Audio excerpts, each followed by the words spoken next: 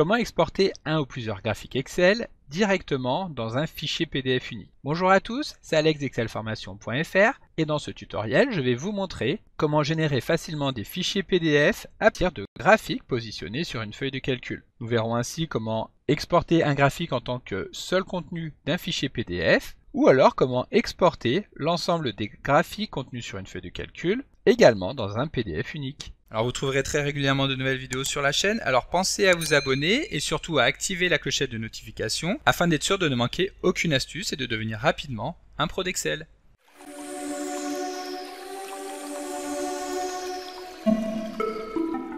Comme d'habitude, si vous voulez être sûr de bien comprendre tout ce que nous allons voir dans le cadre de cette vidéo, vous pouvez télécharger le support de ce tutoriel ainsi que son corrigé en suivant le lien disponible dans la description de la vidéo, ce qui vous permettra de réaliser les opérations en même temps que moi pour bien comprendre tout ce que nous allons voir dans cette vidéo. Alors comme je viens de vous l'expliquer dans l'introduction, je vais maintenant vous montrer comment exporter un ou plusieurs graphiques dans un fichier PDF. Et donc pour illustrer ce tutoriel, nous allons utiliser un classeur Excel qui contient une seule feuille de calcul, mais dans laquelle est insérée une série de 3 graphiques. Pour exporter rapidement l'un de ces graphiques dans un fichier PDF, c'est très simple. Il suffit tout simplement de sélectionner le graphique que nous allons vouloir exporter en cliquant sur celui-ci, puis de générer le PDF de manière tout à fait classique, comme nous avons déjà eu l'occasion de le voir dans un tutoriel précédent, c'est-à-dire que nous allons nous rendre dans le menu Fichier, puis dans la catégorie Exporter, nous allons pouvoir cliquer sur le bouton Créer PDF XPS. Excel nous affiche alors une boîte de dialogue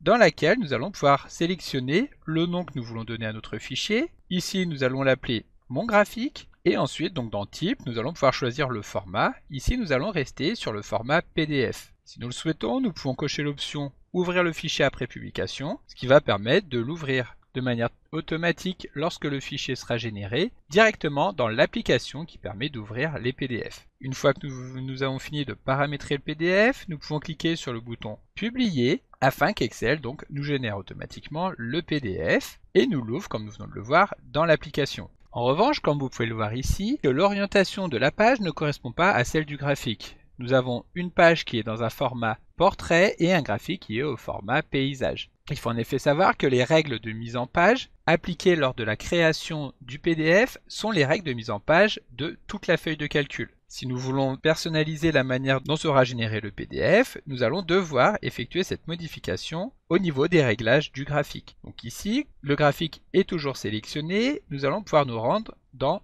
l'onglet Mise en page du ruban. Ensuite, dans Orientation, il nous suffit de choisir Paysage pour modifier la manière dont celui-ci sera imprimé. Nous allons ensuite répéter l'opération en nous rendant dans le menu Fichier, Exporter et en choisissant donc de créer un PDF. Ici, nous choisissons à nouveau le nom que nous voulons donner à notre PDF, à savoir Mon graphique, et nous pouvons cliquer directement sur Publier pour qu'Excel écrase le PDF qui avait déjà été créé et nous l'affiche donc toujours dans Firefox. Ici, effectivement, maintenant, le format d'affichage du graphique correspond donc au format d'affichage de la page. Voilà, donc maintenant que nous avons vu comment exporter un seul PDF, supposons que nous souhaitions exporter cette fois-ci tous les graphiques de la feuille de calcul sur un PDF unique. Pour cela, donc, nous allons revenir dans la feuille de calcul et nous allons devoir commencer par sélectionner tous les PDF en simultané. Pour cela, il suffit de cliquer sur chacun de ces graphiques en maintenant la touche CTRL du clavier enfoncé. Il faut savoir que dans l'hypothèse où nous aurions beaucoup d'objets à sélectionner,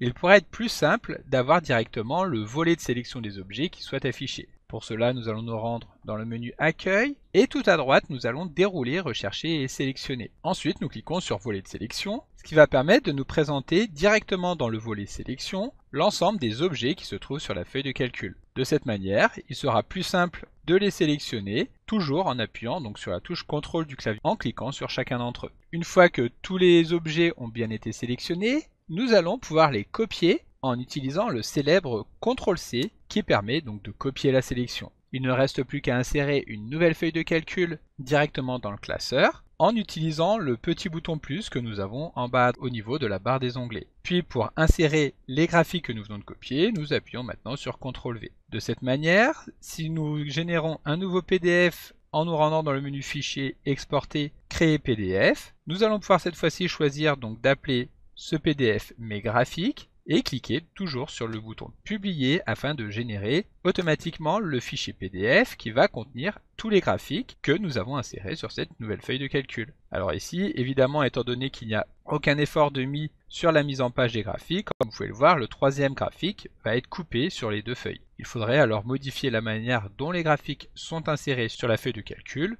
pour correspondre à la mise en forme donc, de notre fichier PDF. Donc comme d'habitude, vous pouvez télécharger le support de secours en suivant le lien que vous trouverez dans la description de la vidéo. Si la vidéo vous a plu, n'oubliez pas de la liker et de la partager à vos collègues et amis sur l'ensemble de vos réseaux sociaux. Et vous pouvez également me laisser vos impressions dans l'espace des commentaires, je lirai chacun d'entre eux et y répondrai avec plaisir. Évidemment, si ce n'est pas encore fait, abonnez-vous à la chaîne pour ne manquer aucune astuce. C'est également très important pour m'aider à gagner en visibilité afin de pouvoir développer la chaîne et continuer de vous proposer des tas de nouvelles vidéos. Merci d'avoir suivi cette vidéo et à très bientôt pour un prochain tuto.